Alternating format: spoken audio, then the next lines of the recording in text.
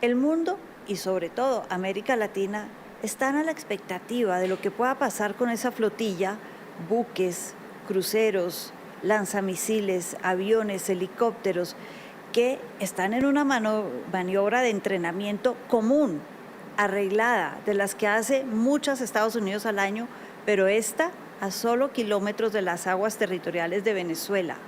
¿Habrá un mensaje acá?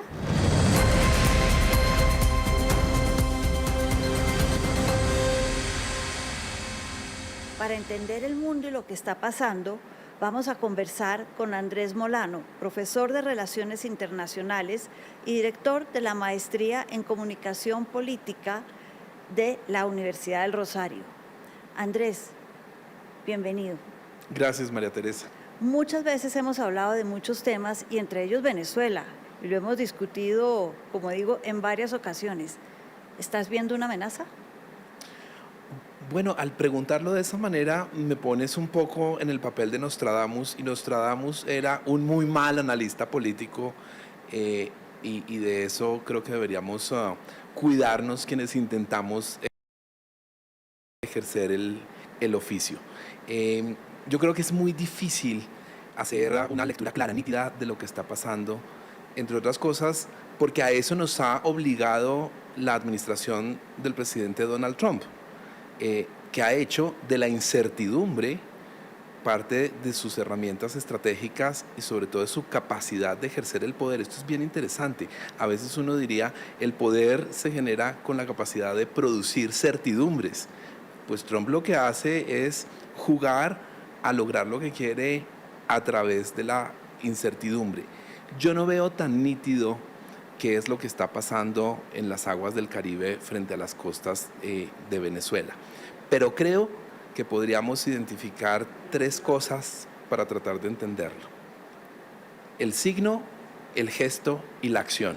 Y vamos, en el signo, la declaratoria del Cártel de los Soles como organización terrorista bajo la legislación de los Estados Unidos.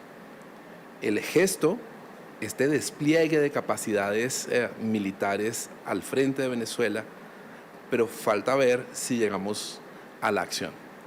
En algún momento me decías que Trump era inanalizable, pero con lo que acabas de decir estamos analizando que sí hay tal vez un crescendo, esto podemos decir, está subiendo el tema, empezó como dices, declarando al Cartel de los Soles grupo terrorista. Esto es clave porque es en contra de la seguridad nacional de Estados Unidos y yo puedo usar todas las herramientas que tengo a mi disposición para mantener esa seguridad, incluido, como dijo hace poco, mandar el ejército sin tener que pedirle permiso al Congreso. Entonces, de lo inanalizable y esa bola de cristal de Nostradamus, estamos viendo que sí hay tal vez algunas puntadas que está dando el presidente Trump para llegar a tomar una decisión interesante, por decirlo menos, frente al presidente Maduro. Sí, lo que pasa es que es como en la música. Donald Trump no es barroco, es dodecafónico y vive de la disonancia. Entonces, por eso es tan difícil, teniendo incluso claro cuál es el signo y cuál es el gesto, identificar cuál podría ser la acción que viene.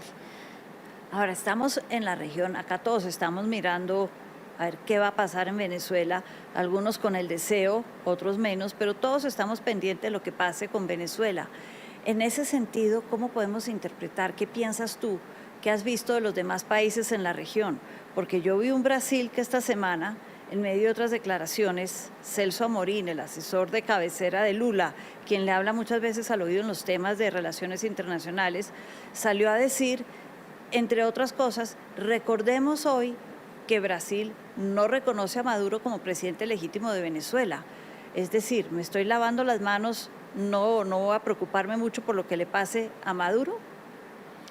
Bueno, resulta interesante ver que la región, que normalmente sería muy sensible a cualquier cosa que efectivamente pudiera interpretarse como un acto de injerencia o de intervención, parece estar viendo casi que con mucha cautela lo que está ocurriendo en Venezuela.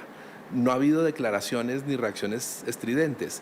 la invocación del presidente Maduro a los pueblos del ALBA para reaccionar y salir en defensa de Venezuela, Los volvió a poner de moda, ¿no? Y resucitó más bien al ALBA, pero pues por un suspiro, porque no ha habido una reacción masiva, no ha habido una convocatoria a alguno de los mecanismos que además no son tampoco muy funcionales en este momento, regionales.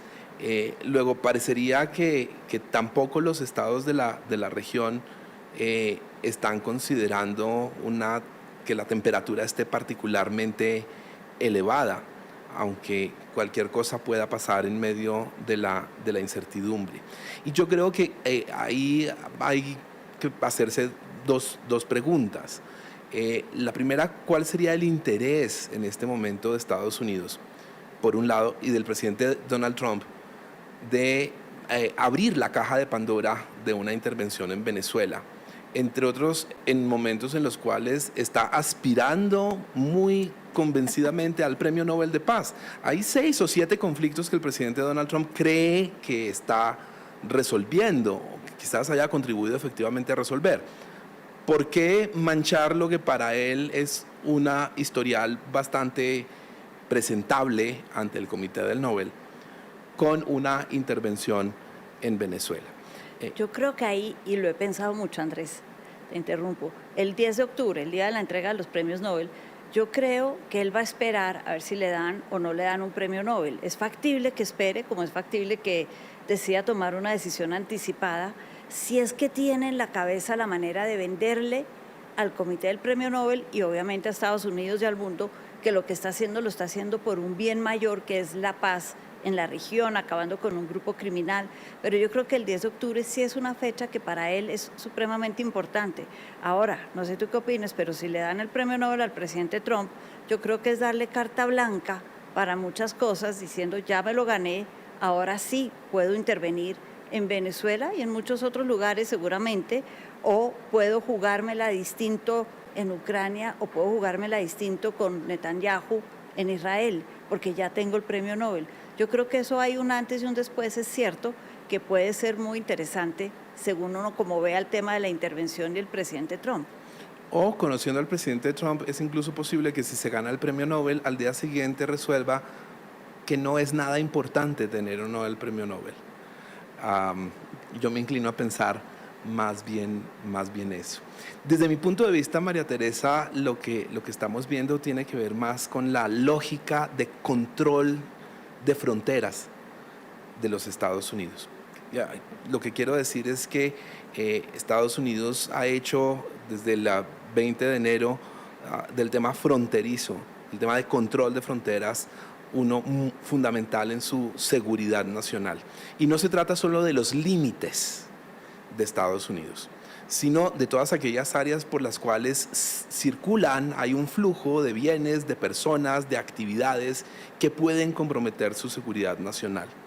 Y en ese sentido lo que creo es que en relación con el narcotráfico, lo que Estados Unidos está haciendo es tratar de establecer las condiciones y términos de lo que para ellos es un dominio eminente sobre un área por la cual circulan las drogas ilícitas, y eso se extiende también a un área como el Caribe venezolano, por el cual salen ingentes cantidades de droga con distinto destino. Es que el Caribe es para Estados Unidos un área importantísima, un área estratégica. Y, como dices, circula no solo el narcotráfico, el crimen organizado, el contrabando, y para ellos, en lo que ellos llaman el Golfo de América, esa parte norte del Caribe, y ahora el Caribe, pues es importante pararlo. Pero entonces yo vuelvo a la pregunta, Andrés, yo sigo con el tema de, y el líder de este cartel, de esta criminalidad, ¿no vale la pena tomarlo como hubo otro líder de estos, otro criminal, decían ellos, que estaba acusado de ser dictador? Y es que este ha sido dictador.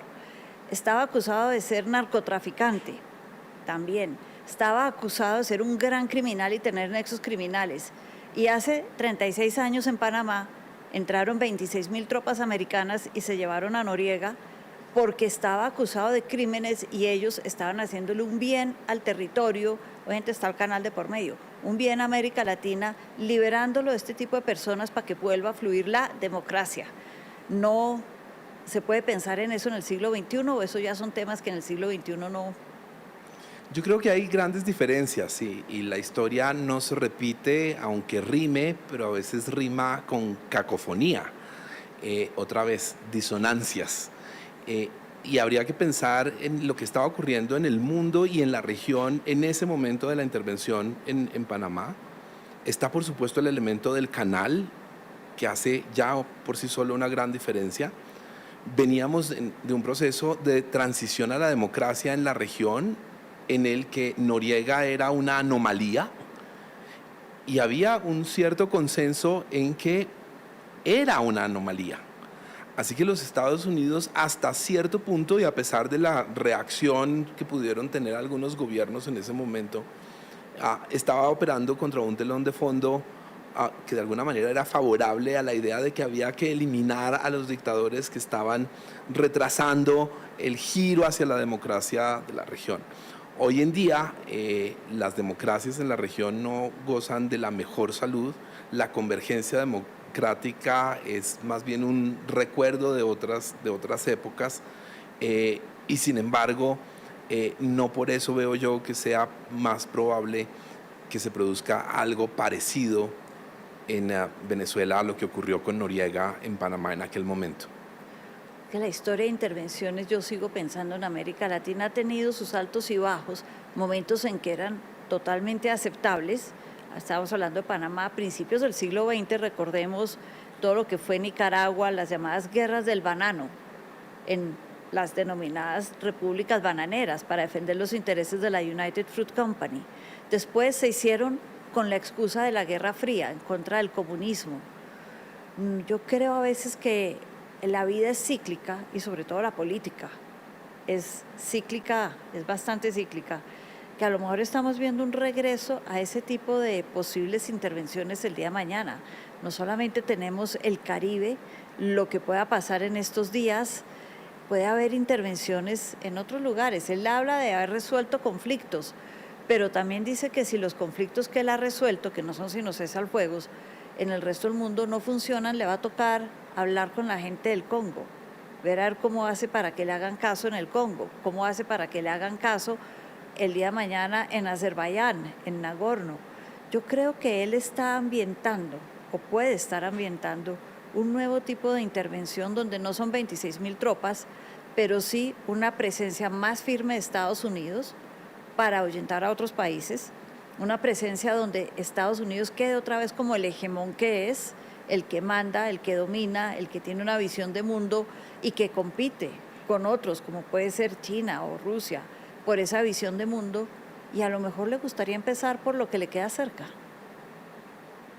Me parece una interesante hipótesis, María Teresa, pero uno podría hacer una contrapregunta: ¿y por qué no empezar por Cuba, que le queda más cerca, que históricamente tiene una mayor relevancia para esos efectos, y Porque de la no que los una vez acusa de dijo criminales. Thomas Jefferson, Sí. que estaba destinada por su posición geográfica a ser parte de los Estados Unidos?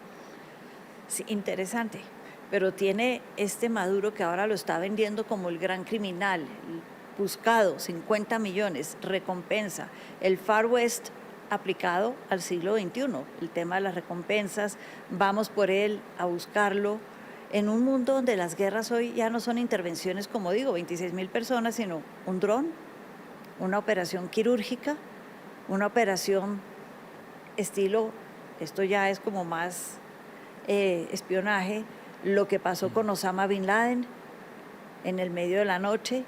Existen ideas para que Estados Unidos, es que yo creo que el Make America Great Again, MAGA, es no solamente un tema interno de Estados Unidos, es Make America Great Again en todo el mundo. Y para eso a veces hay que tomar decisiones que no son fáciles y sobre todo no son decisiones que ganan amigos. No sé, se me ocurre preguntarme hasta qué punto esos signos, como el de aumentar el valor de la recompensa por Nicolás Maduro, son esencialmente esos señales, no necesariamente destinadas a pasar a la acción. señales tanto para Venezuela como para los vecinos de la región, como para la opinión pública de Estados Unidos, y además también concesiones al propio secretario de Estado de los Estados Unidos, Marco Rubio. No deja de ser interesante que más que el presidente Donald Trump, quien ha sido más vocal, más fuerte en sus adjetivos sobre el régimen de Maduro, es precisamente el senador Marco Rubio, que podría tener más de un interés particular en que haya una señal muy específica de su paso por el Departamento de Estado en relación con Venezuela. En ese sentido, Andrés, entonces ya que estamos terminando esta conversación, entonces vamos a hablar de las señales. Estamos para concluir, sí, frente no necesariamente a una amenaza, pero sí hay señales, y sí creo yo que hay señales de que el mundo está mirando a Maduro y diciendo es ilegítimo, hizo fraude en las elecciones, hay que, no sé si amenazarlo sea una palabra, pero hay que mandarle la señal de que eso no está correcto y que hay cosas que pueden pasar cuando uno no va por la vía correcta. Mi lectura es un poco distinta, María Teresa. Creo que en realidad Maduro no le importa mucho al mundo. Es lamentable que así sea, y hay varias razones para que eso sea así. Y creo que en realidad no sería una prioridad de Estados Unidos el cambio de régimen en Venezuela, ni en general en ningún otro lado. Tal vez podríamos decirlo, intervención sí, pero no así. Lo que sí creo es que Estados Unidos estará enviando cada vez más señales acerca de los alcances que pretende establecer, esa suerte de dominio eminente al que me he referido, en aras del control de los flujos que llegan a su territorio o que puedan afectar valores definidos como de seguridad nacional por la Casa Blanca. Pues estaremos atentos a esas señales y lo que queda claro es que tenemos mucho para seguir conversando, Andrés. Como está el mundo, María Teresa, es probable que mañana mismo todo lo que hemos dicho esté puesto patas arriba por los acontecimientos. Y lo Pero eso es parte volveremos del a oficio. conversar. Claro, lo volveremos a conversar.